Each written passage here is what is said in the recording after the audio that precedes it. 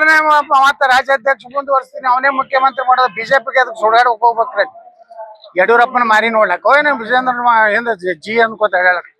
ನಾ ಜಿ ಅನ್ನೋ ಮಗ ಅಲ್ಲ. ಅದ್ರಾಗಿ ವಿಜೇಂದ್ರ ಅಂತ ಒಬ್ಬ ಕ್ರಿಮಿನಲ್ ಜಿ ಅನ್ನೋದು ನಮ್ಮ ಕಡೆ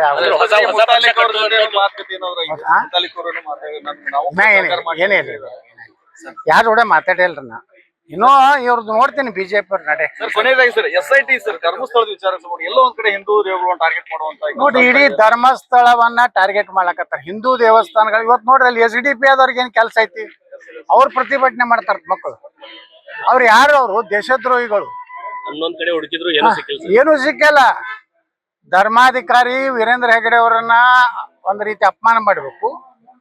ಹಿಂದೂ ಧರ್ಮದ ದೇವಸ್ಥಾನಗಳನ್ನ ಒಂದ್ ರೀತಿ ಟಾರ್ಗೆಟ್ ಮಾಡಿ, ಅಯ್ಯಪ್ಪ ಸ್ವಾಮಿ ಇದರಲ್ಲಿ ಮಾಡಿದ್ರ, ಶನಿ ಶಿಗ್ನಾಪುರದಲ್ಲಿ ಮಾಡಿದ್ರ, ಇವತ್ ಧರ್ಮಸ್ಥಳ ಐತಿ, ನಾಳೆ ವೀರಭದ್ರೇಶ್ವರ ಬರ್ತಾನೆ. ವೆಂಕಟೇಶ್ವರದ ಮುಗಿದೋಗೈತಿ. ಈಗ ಅಲ್ಲಿನೂ ಉಂಡಿ ಒಳಗ ಅದು ಇದು ಹಾಕ್ಯಾರ ಬತ್ತಲ್ಲ.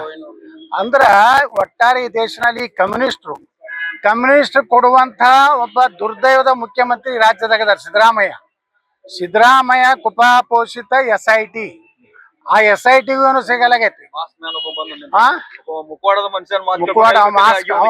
ಯಾವನೋ ಲೋಪರ್ ಸುಳ್ಳ ಮಾತು ಕೇಳಿದ್ರು ಎಲ್ಲ.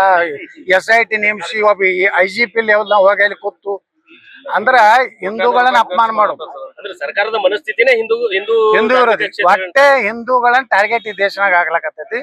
ಸುಮ್ಮನೆ ನರೇಂದ್ರ ಮೋದಿ ಅವ್ರ ಅದಾರ, ಯೋಗಿ ಆದಿತ್ಯನಾಥ್ ಅವ್ರ ಅದಾರ ಅಂತೇಳಿ ಸ್ವಲ್ಪ ಏನೋ ಹಿಂದೂಗಳು ಅದಾರ. ಇಲ್ಲಿ ಕರ್ನಾಟಕದಾಗಂತರೂ ಇದು ಸಾಬರ್ ಪಾರ್ಟಿ, ಇದು ಸಾಬರ್ ಸರ್ಕಾರ.